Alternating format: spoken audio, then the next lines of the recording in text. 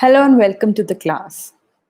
So today we are going to discuss various famous historians and their contributions in the field of history in the subject pedagogy of a school subject history.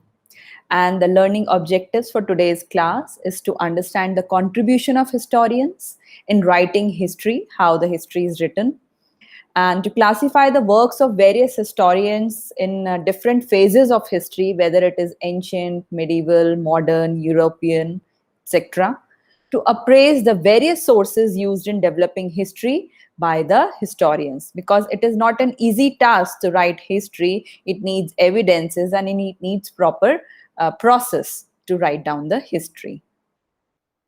History is the study of change over time, and it covers all aspects of human society: political, social, economic, scientific, technological, medical, cultural, intellectual, religious, and military developments are all part of history. Usually, professional historians specialize in a particular aspect of history, a specific time period, a certain approach to history, or a specific geographic region.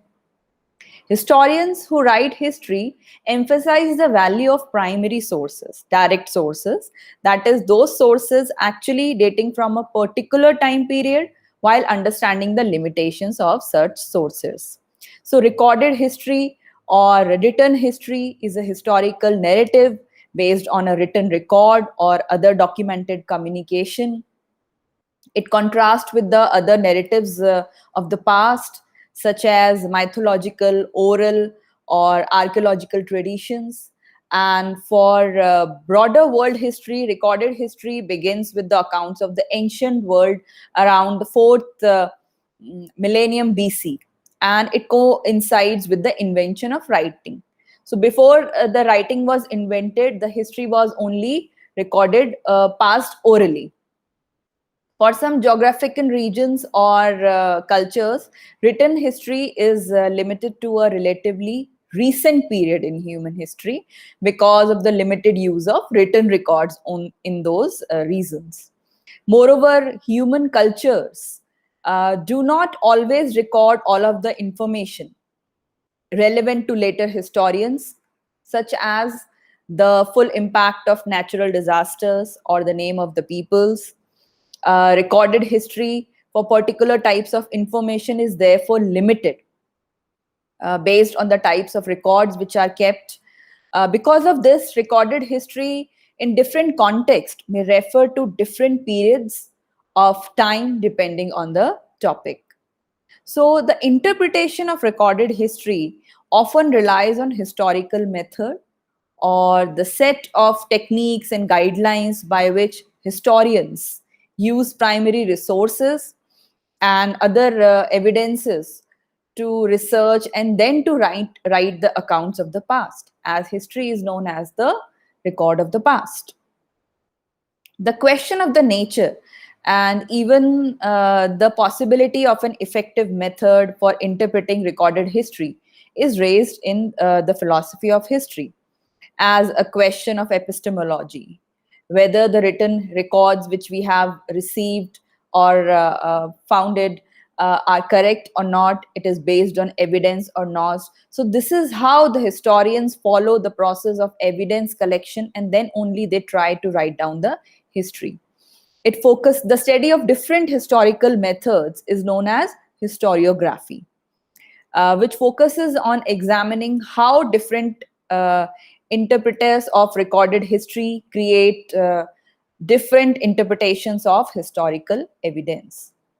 So, during the time of prehistory, traditionally it refers to the the span of the time before the recorded history, before there were any written records. So, it ended when the writing system was invented. So, prehistory refers to the transition period between prehistory and history. So, after the advent of literacy in the society, before the writings of the first historians, proto history may also refer to the period during which a culture or civilization has not yet developed writing, but other cultures have noted its existence in their own writings.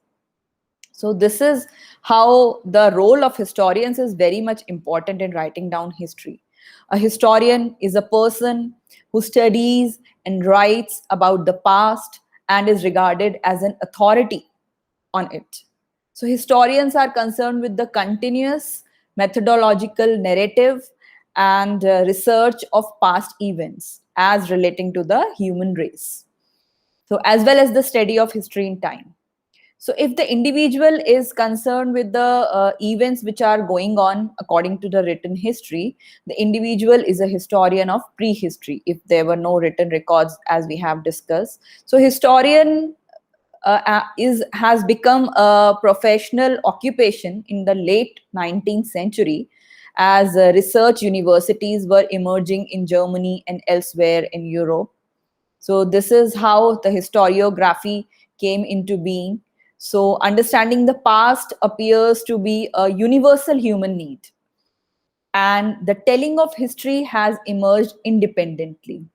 Earlier, if we talk about ancient India, at that time there were court historians who were specially appointed for writing history of that particular dynasty, the society, the various works done by the rulers at that time.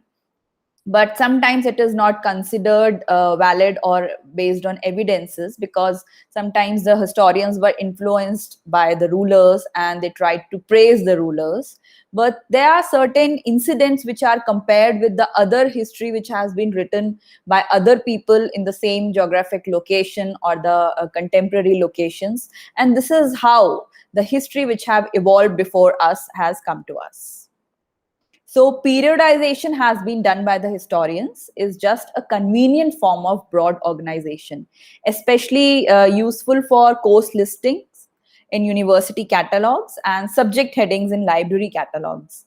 So no historian can be 100% objective, but historians try to recognize their own limitations and biases. Historians try not to place the values, beliefs, behaviors, and attitudes of the present on the topics they study. Historians try to understand their topics in the context of how and why people of that era thought and behaved, and not how people think and act today. So, this is the way in which historians have to think. So let us now begin with the ancient few historians which I have collected here. First of all, we will talk about Hemchandra, who was the famous Jain historian. He was there in 1088 to 1173 AD. And Acharya Hemchandra was a Jain scholar, poet, and he wrote on grammar, philosophy, and contemporary history. He was noted as a prodigy by his contemporaries. He gained the title of Kalika Sarvajana, the all-knowing of the Kali Yuga. His works includes poetry and lexicography. To illustrate the grammar, he produced the epic poetry, Duyashraya Kavya on the history of Chalukya dynasty at that time. It is an important source of history of region of the time. Lexicography, in which he wrote Abhidhan Chintamani as a lexicon, while Anekarth Kosha is a lexicon of words bearing multiple meanings. So a kind of dictionary was prepared by him. He also mentioned the Jain philosophy, his systematic exposition of the Jain path in the Yoga Shastra. He also focused on grammar, Siddha Hema, Sabda Nusasan. This Sanskrit grammar was written in the style of Panini, who wrote the book Ashtadhyay, the Sanskrit grammar book. It has 7 chapters, with each chapter having 4 sections, similar to that of the grammar of the Raja Bhoj. The Siddha Hem Sabd Nusasan also includes 6 Prakrit languages. So this is how the Jain history was originally written in Prakrit language at that time. The Buddhist scholars used to write their literature, their history in Pali language. Then there was the use of Sanskrit also. Kalhan. Kalhan appeared in 12th century, and he was a very important historian of India. He was a Kashmiri. He was the author of Raj Tarangini, that is the River of Kings, an account of the history of Kashmir. So he was the first one who was there to write the proper history of Kashmir. He wrote the work in Sanskrit between 1148 and 1149 AD. Robin Donkin has argued that, with the exception of Kalhan, there are no native Indian literary works with a developed sense of chronology, or indeed much sense of place before the 13th century. Kalhan was born to a Kashmiri minister, Kanpaka, who probably served King Harsha of the Lohara dynasty. The introductory verses to each of the 8 books in the Raj Tarangini are prefaced with prayers to Shiva, Hindu god. Kalhan was familiar with earlier epics such as the Vikram Dev Charit written by Bilhan, the Ramayana and the Mahabharata epics, to all which he alludes in his own writings. So he was the first who tried to find out, who tried to write about the kings of Kashmir. Then we will talk about Minhaj al-Saraz. He was there in 1193 AD and he wrote a very famous book, Tabaqat-e-Nasiri. So he was a 13th century Persian historian. He was born in the Gaur capital city of Firuzkoh, which was located in Gaur province. In 1227 AD, Juzjani migrated to Uch, then to Delhi. So Minhaj ul-Siraj was the principal historian for the Mamluk Sultanate of Delhi, that is regarding the slave dynasty when it was ruling in Delhi in northern India, and wrote about the Gauri dynasty or the Ghurid dynasty. He wrote Tabaqat-e-Nasiri for Sultan Nasiruddin Mahmud of Delhi.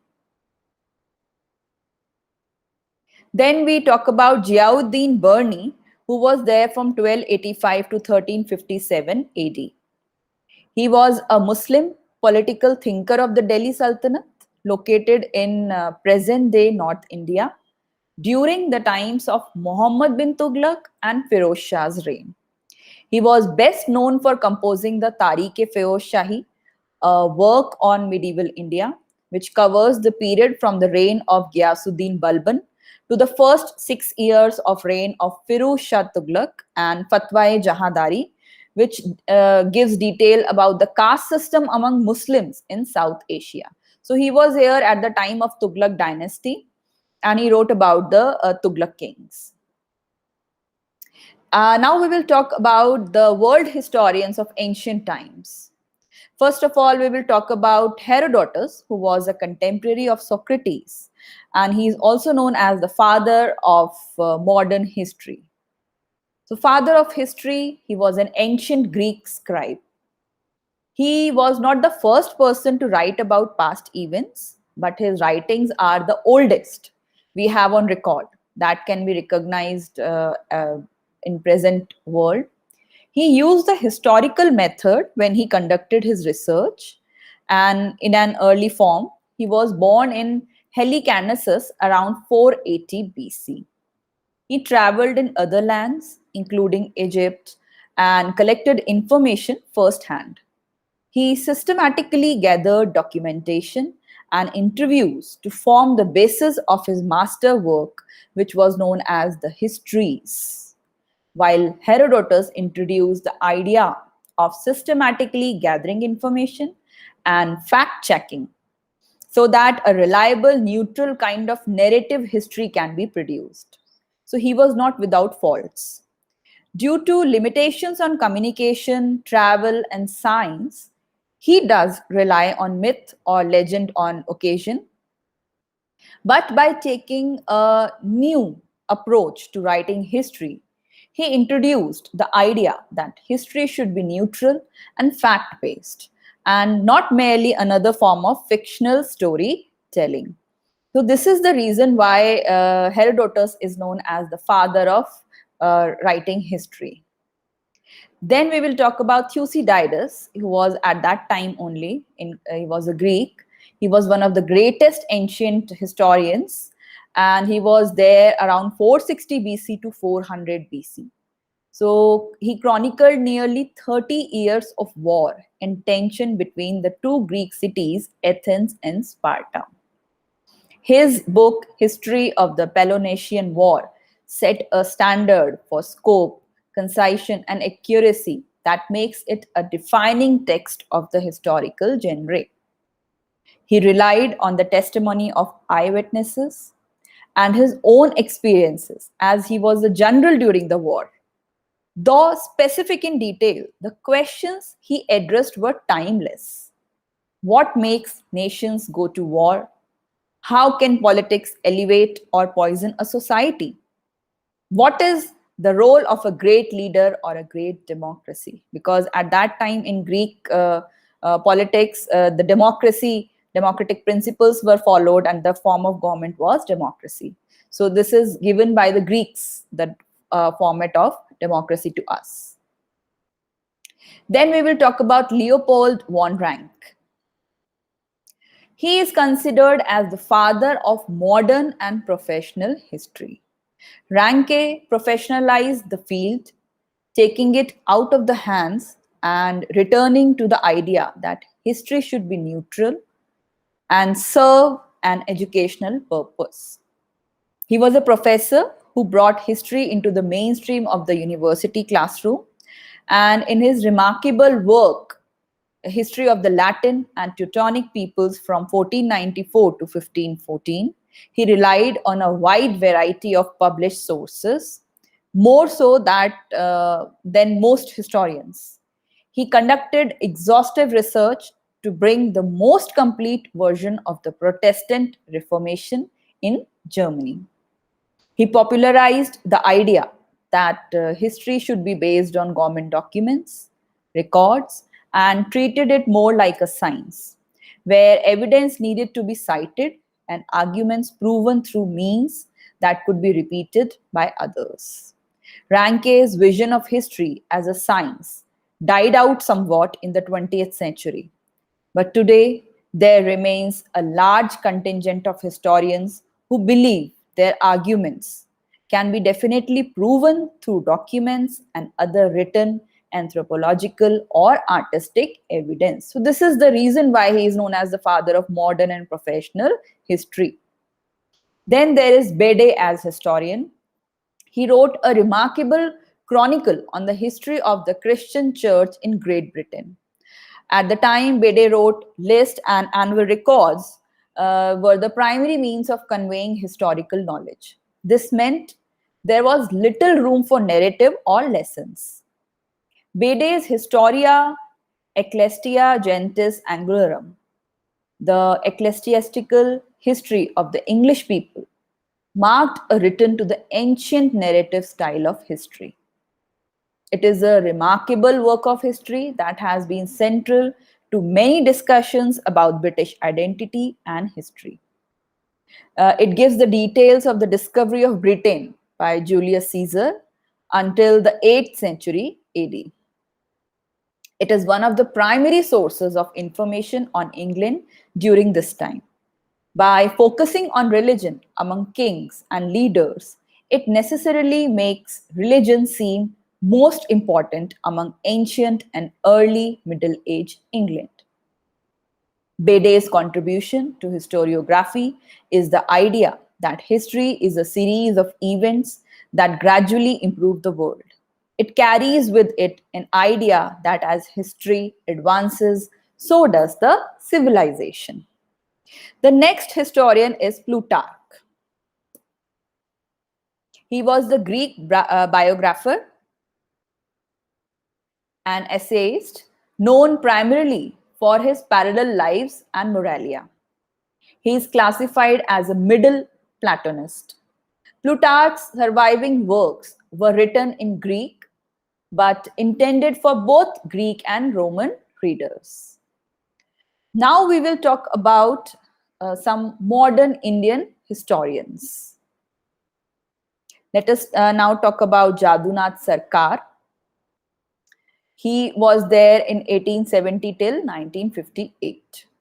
He was a prominent Indian Bengali aristocrat and historian, and born in Karachmaria village. He was the son of Rajkumar Sarkar, the Zamindar of Karachmaria in Nator in Bengal.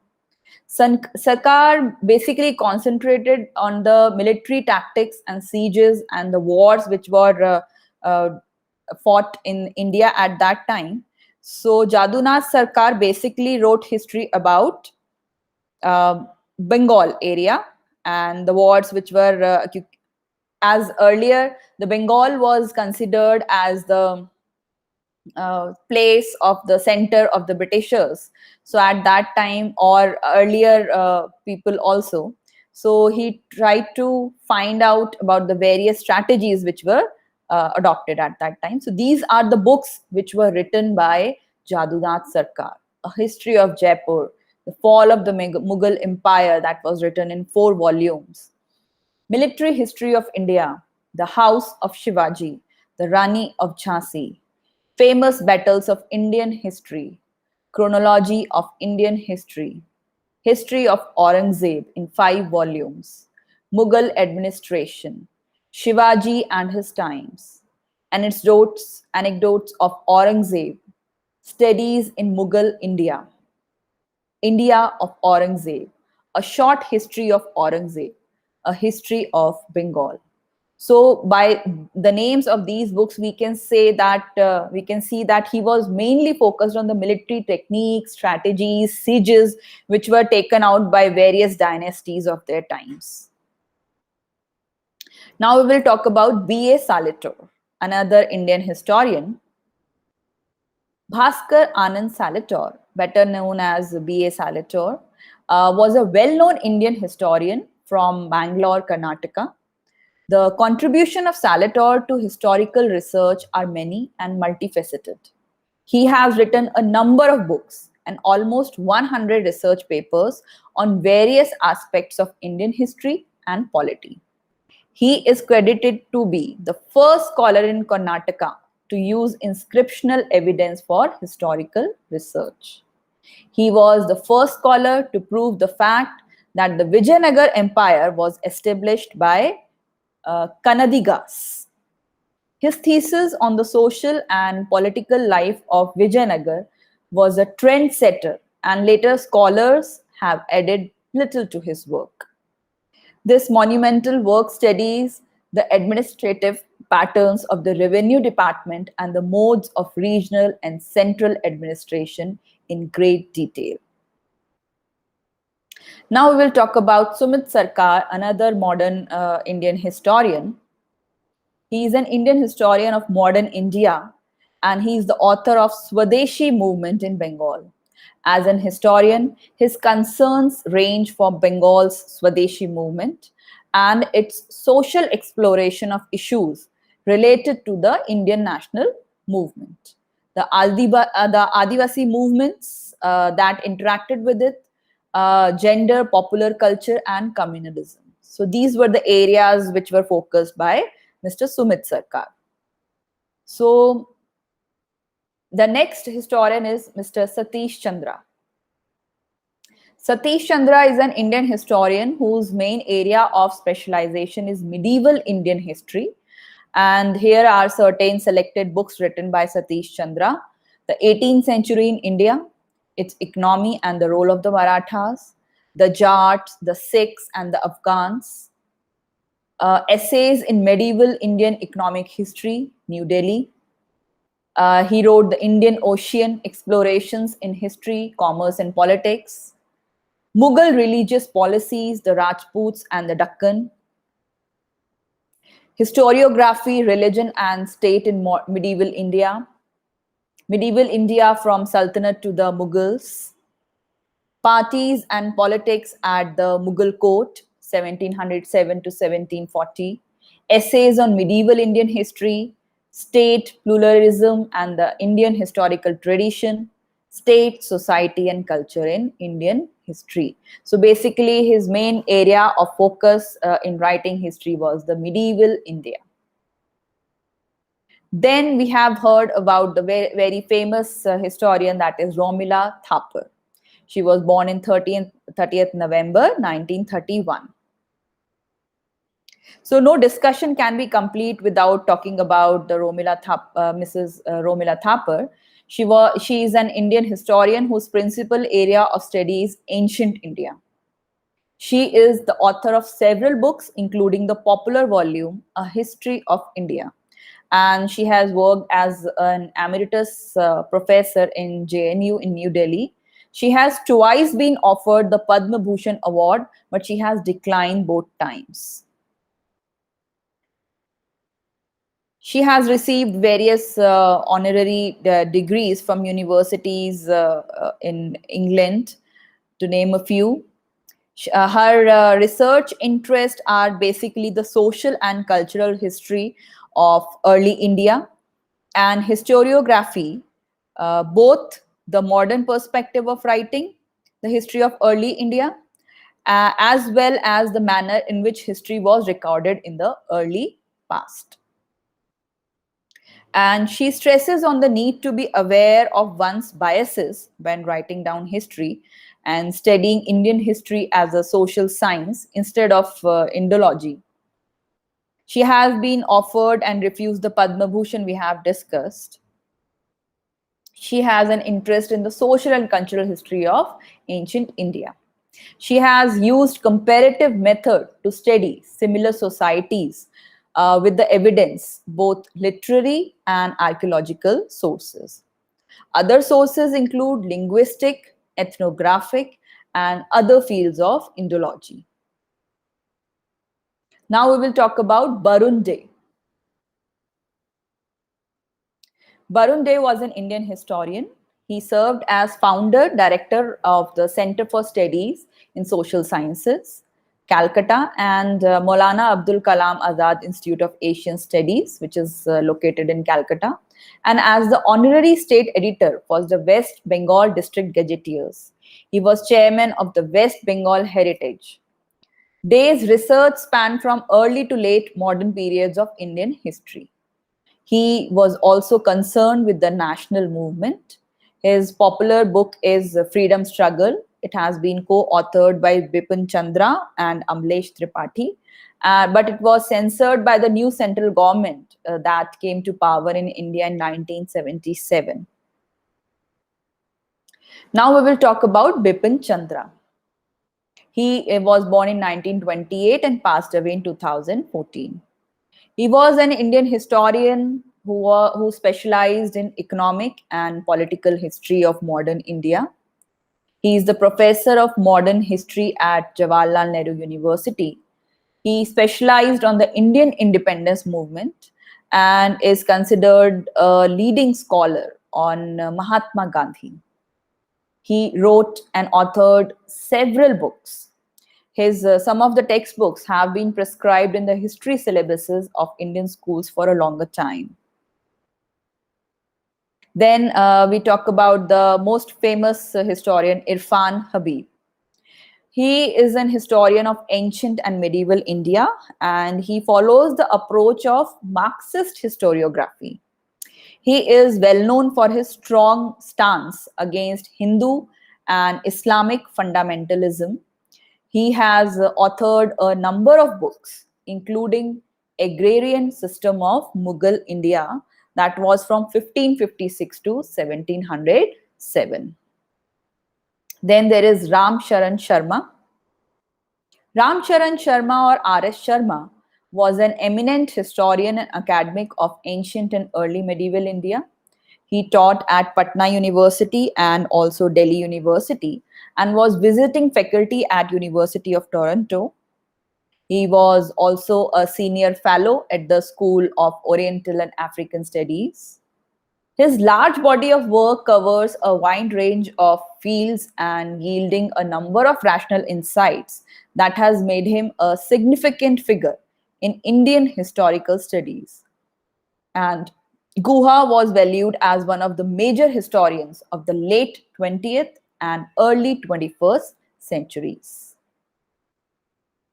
Then there is Ramachandra Guha, 1958.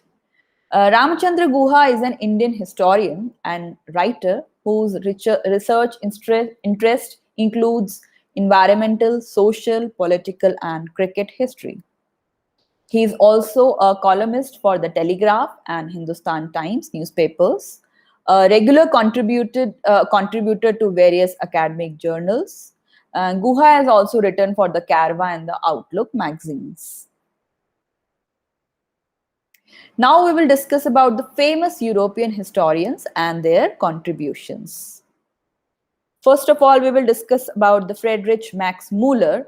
He was born in 1823 and passed away in 1902, as he was a famous Indologist who translated many works of Indian literature. He was one of the most respected Indologists of 19th century, and he was German born, but spent most of his life in England. And he was one of the founders of Western academic disciplines of Indian studies and religious studies. And he wrote both scholarly and popular works on the subject of Indology. So after 1857 mutiny, basically Britishers realized they needed a deeper knowledge of the manners and social systems of Indians to govern them. So for this, they hired Max Muller, so that Christian missionaries wanted to know the vulnerable points in Hindu religion to win the converts, to spread their religion and strengthen their British Empire. For both of them, Max Muller undertook massive jobs of translating ancient Indian text in English. For this, he created a group.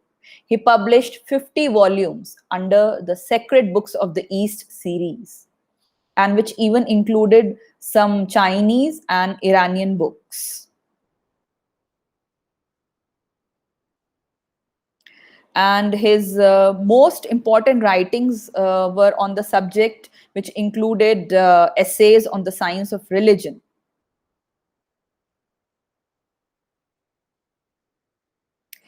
And also, he did works for language, religion, and mythology.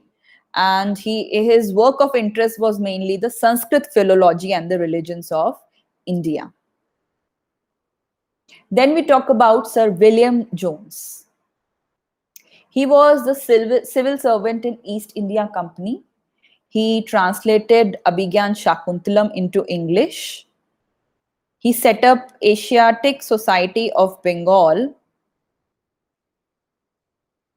so that various kinds of translations could be done to understand ancient laws and customs. And he was an Anglo-Welsh philologist, and he was a scholar of ancient India. He claimed European languages were similar to Sanskrit and Iranian languages. This made German, France, Russian, and other European countries interested in Indological studies. He is known for making and propagating the observation about relationship between the Indo-European languages, actually. And he suggested that Sanskrit, Greek, and Latin languages had a common root, and that indeed they may all be further related in turn to Gothic and the Celtic languages, as well as to the Persian language. Now we will talk about Monier Williams. So through their works, European visitors to India became aware of the connection between the European languages and the Indian languages. Monier Williams is famous for his Sanskrit to English and English to Sanskrit dictionaries. He wrote, "When the walls of the mighty fortress of Brahmanism are encircled, undermined, and finally stormed by the soldier of the cross, the victory of Christianity must be single and complete." So basically, he also wanted to know about the culture and religion of India, so that most of the Europe can know about the background of the Indian culture. Then we will talk about V.A. Smith. Vincent Arthur Smith was an ICS officer in British Army and British government in India. and his early book is The Early History of India in 1904. So most of the part of the book is covered by the Alexander's invasion. One third of his book is covering this. And he was also an Indologist and an art historian. And he said that India is a land of despotism, which did not experience political unity until the establishment of British rule. Autocracy is substantially the only form of government with which the historians of India are concerned. His book served as a textbook for nearly 50 years and it is still used by scholars. One of his works included Ashoka, the Buddhist emperor of India, then the Jain Stupa and the other antiquities of Mathura. He delved into Kushan dynasty. Then he delivered lectures in various countries regarding the Indian history. He prepared various catalogs of coins in the Indian Museum, Calcutta, including the Cabinet of the Asiatic Society by Society of Bengal by Monier Williams. So this is how we have discussed today that a number of historians have been uh, present before us and they have contributed a lot in our history, and these are the references through which you can find out more about the historians, because there are certain historians whose works has been recommended to us in our colleges and our schools also. And there are various women historians also, as we have discussed about Ms. Romila Thapar. There is Tanika Sarkar, who preferred authored texts such as The Bengal, The Politics of Protest, and Hindu Wife. Then they are all associated with the big universities. Then there is Upinder Singh. She is the head of the Department of the History at University of Delhi. Her work centers around ancient India and also the political violence in ancient India. She acknowledged the importance of ancient ideas in maintaining a diverse modern society. Then there is Nayanjot Lahiri. She is a professor of history at Ashoka University, and her research focuses on the interpretation of primary sources in studying ancient India. So her recent book has been Ashoka in Ancient India. And in relation to her methods of research, she says, what I have tried to do is to get a sense of the past from what it appears on the ground, from artifacts, from monuments, from mounds, and related aspects of the material past. Then there was Uma Chakravarti. She is also a feminist historian, famous, who taught at Miranda House, and she is recognized as the women's rights and democratic right activist, and has inspired generations of historians and feminists. Now we will move on to our next section, that is the evaluation questions part. The first question is, who wrote Raj Tirangini? And the options are Kalhan, Jai Singh, Kalpak, or Yuktdev.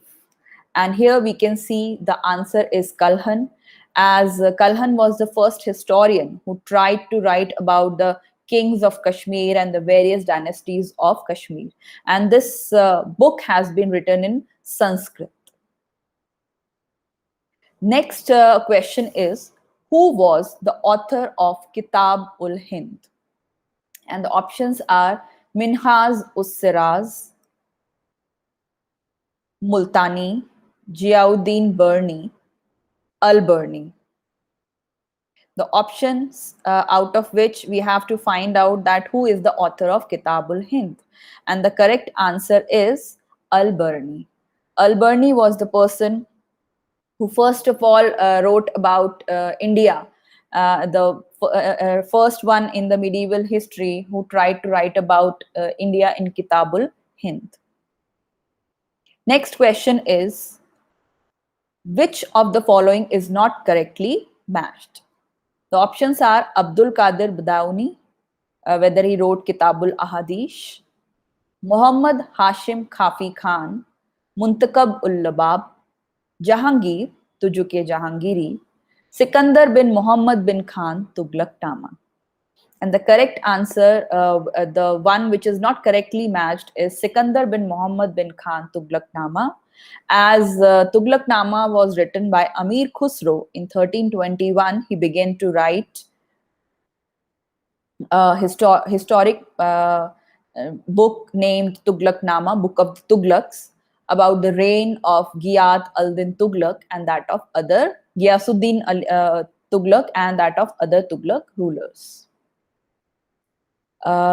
Next question is, which of the following book was not written by Amir Khusro? And the options are Noor Sipaher, Insa Masru, Ashik, Insa Mufta ul Futu. So the correct answer is Insha Masru. This book was not written by Amir Khusro, and the other options are correct. They were written by Amir Khusro. Who is the founder of Greek historiography? The options are Aristotle, Herodotus, Hippocrates, or Thucydides.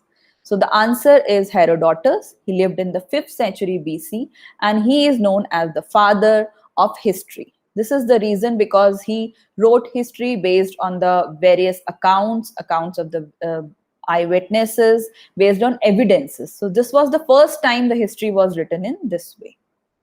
The next option is, who was the first to distinguish between cause and immediate origins of an event? The options are Herodotus, Pericles, Plutarch, or Thucydides. So the correct answer is Thucydides, because Thucydides wrote the history of the Peloponnesian Wars. He was the general during that war. He recounts the 5th century BC war between Sparta and Athens to the year 412 BC.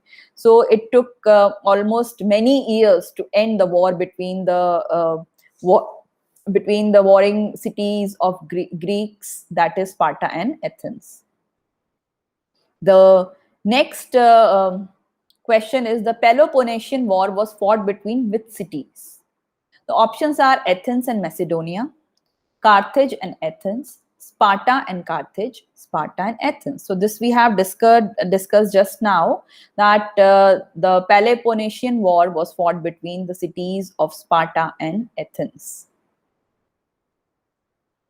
Next question is, who is considered as the father of modern professional history? And the options are Leopold von Ranke, Plutarch, V.A. Smith, or R.A. Sharma. And the correct answer is Leopold von Ranke. He is known as the father of modern professional history. He tried to give reason, tried to give evidences before everything. So this is the reason he is known as the father of modern and professional history. Ashtadhyayi was written by, options are Panini, Premchand, Aryabhat, or Hemchandra. And the correct answer is Panini. He was the one who first wrote the grammar for Sanskrit language, and it was given the name of Ashtadhyayi. So history is all based on written records, which appears quite late in human history. The first written records date back a little more than 5,000 years in Egypt and ancient Sumerian civilization. The earliest Sumerian records were made using reeds cut at an angle to make wedge-shaped marks on clay, which was then baked hard. So when the invention of writing was not done, so this was how the history was recorded. It was painted on the rocks, inscribed on the stone pillars, or painted in the caves so that it can be saved. Next question is, which of the following is not an Indian historian? Options are R.S. Guha, Kalhan, Smriti Irani, or V.A. Smith. So here we can clearly identify that Smriti Irani is a former actress and now a cabinet minister in the present government. So she is not an Indian historian. With this, we come to the end of the class and hope you will try to find out more about the Indian and European and more ancient medieval modern historians who contributes a lot in giving us the writing of the history and how the history is written. So the earliest chronologist dates back to the earliest civilizations of early. There were many contemporary civilizations going on at the same time. So earliest recorded history, which varies greatly in quality and reliability, because at that time there were no proofs. Just by digging out the various sources and various things which we have recovered, sometimes history has been formed due to that only. A number of different traditions have developed in different parts of the world as to how to interpret these ancient accounts which do not have any kind of evidence before them. So with this, we come to the end of the class. Thank you very much.